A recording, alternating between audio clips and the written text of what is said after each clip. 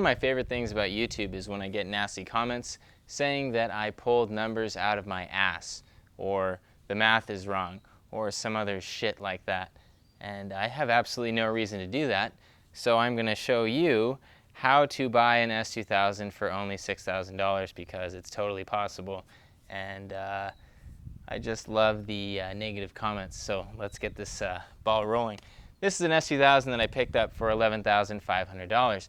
Now let's take a walk around the vehicle and see what we're working with here. Alright, so if we pop the hood here, we have the Science of Speed supercharger kit. We have the larger aftercooler radiator up in here, which is good for the track.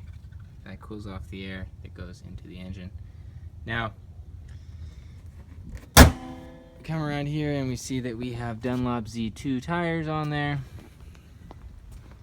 Open this thing up, it's probably locked. No, it's not. Alright.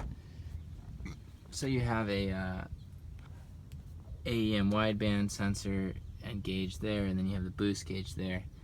And come around back, and we can see we have this massive exhaust. This is the T1R dual exhaust, and I think you can also see up there the KWV3 coilovers. Now that you know what we're working with here, let's talk about parting this car out and what kind of money we could recoup.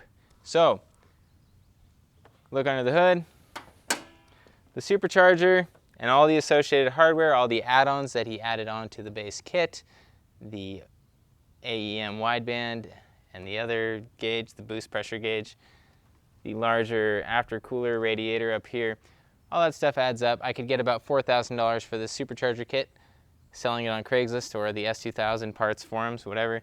The KWV3s I could get about $1,400 to $1,500 for, and the T1R dual 70mm exhaust is another $900 used. So you add that up and you're looking at a total of $6,400 for parts, selling that stuff off. And now to return this to stock, he gave me the stock airbox, but he didn't have the suspension or the exhaust. But that's not a problem because I could go on Craigslist and I could buy the suspension for $100. I can buy the exhaust for $100. There are tons of S2000 parts here locally, and so that is not a problem. So if I sold all the parts off this car and I put it back to stock, I'd be looking at a $5,800 S2000. So yes, buying an S2000 for that price is totally possible, and these people on the internet are just a bunch of assholes. So next time you feel like sending me a message saying that my numbers are being pulled out of my ass or I'm making something up, feel free to sign off the internet and go fuck yourself.